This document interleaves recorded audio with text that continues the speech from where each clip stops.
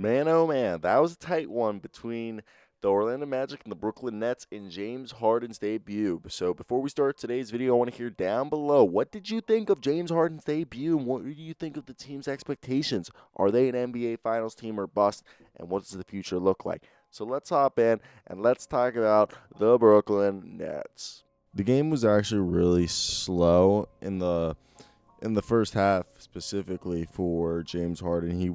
He was actually really quiet, and he didn't start attacking the basket and being more aggressive till the second half, which is fine. I think he was making sure everyone was getting their touches. It was very apparent in the first quarter that he was making sure everyone got their touches and wasn't really concerned about getting his touches in the first quarter. And then as there was a stretch in the second quarter where Durant was off the floor and they left Harden on, and you started to see some of the scoring, but it really didn't come alive till the third quarter.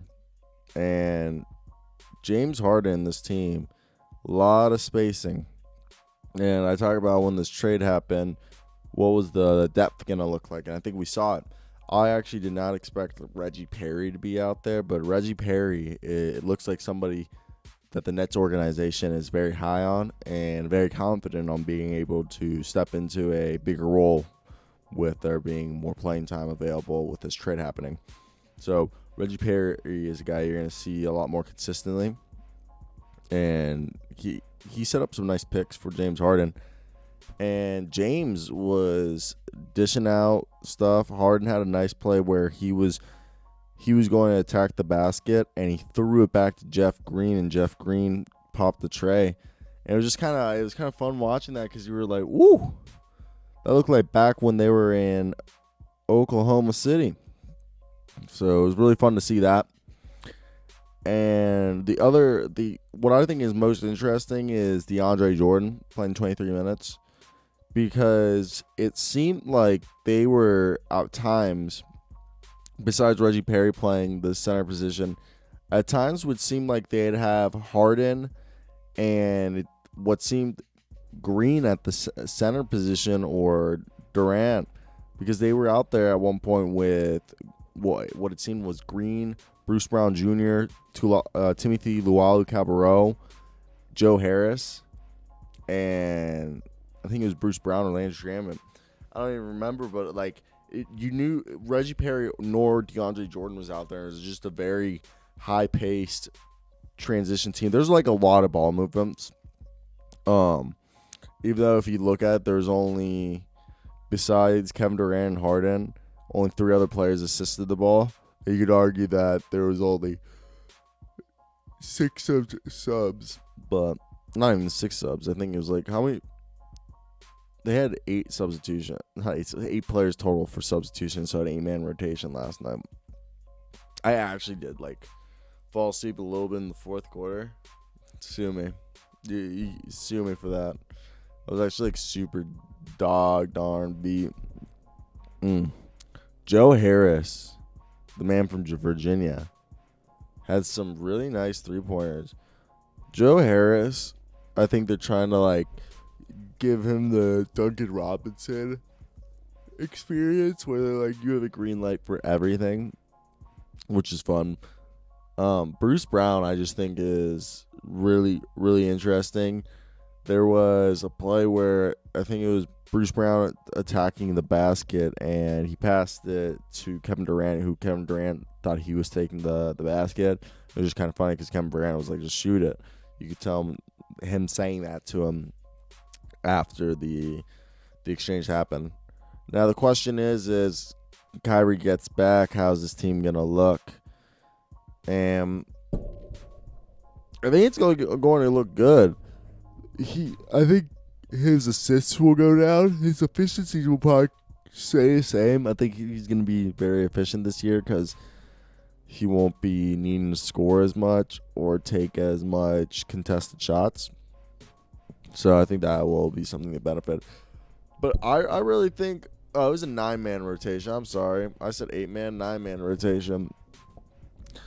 But yeah, Bruce Brown Jr., Landry Shamet. I will tell you guys, and you don't need me to repeat this, Timothy Luwawu-Cabarrot is my favorite player on the Brooklyn Nets. He's the possibility to be one of the best 3-and-D wings in the entire league. Either way, Landry Shamet and Bruce Brown are guys that could be really successful, but at the same time, you're just like, Like they have the thing that scares me with the Nets sometimes is you're like, wow, like he could be really successful, or then you're thinking Bruce Brown and Landry Shamet can go really cold. It's like a hit or a miss, you know? Because at one point you're like, he looked good. But then other times you're like James Harden and Bruce Brown and Landry Shamet will just be cold for games in a row, and you'll be like, wow, that is why we did not bring you to this team. So yeah, there's stuff like that, and you hope for the best, obviously. Always hope for the best. But yeah, I want to hear down below. What do you guys think? And yeah, that's it from me today, guys. I don't know what else to talk about. I'm actually like dead beat tired. And yeah,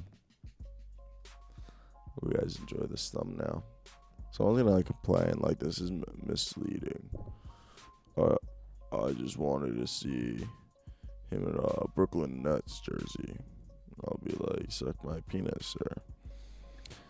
Yeah, I'm just milking this till the 8-minute marker. I'm like kind of done with this one today, guys. I'm really tired. So tired, in fact. I feel like the bee's knees. I don't, but I feel like that's a funny saying. I don't think anyone says the bee's knees, if we're going to be a fact. Mysterious. It really is the bee's knees. Nah. Nobody be saying that shit. I took a nap. I gotta see if I gotta fix this. Oh, I forgot I read a paper. I gotta see if it's done. All right. My teacher has not hit me back. Please give me a 250 out of 250 on this.